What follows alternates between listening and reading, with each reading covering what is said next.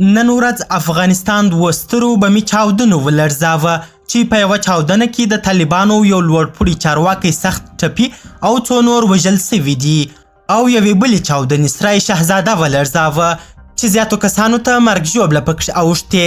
دا چې بشپړ حال څه دی ویډیو بشپړ تعقیب کړئ په هر څه به پوه سئ. سلامونه قدرمنو لیدونکو زموږ مثال پریس یوټیوب چینل ته ښه راغلاست. د بدخشان ولایت د امنیت پر امیر چاودنه سوې.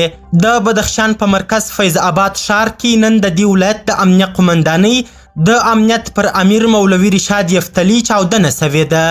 ځایي سرچینو ویلي دي چې دغه چاودنه د فیض آباد ښار په برهان الدین رباني پله کې سوې ده چې مولوي یفتلي پکې ټپي سوی او 2 ساتونکي یې وژل سوي دي. ویل سوي دي چې مولوي یفتلي هم شدید ټپي دی خو د طالبانو سرچینو په دې اړه څه نه دي ویلي. نن د کابل په شهزاده سرای کې چې د افغانستان د پیسو د راکړې ورکړې تر ټولو ستر مرکز دی چاودنه سوې.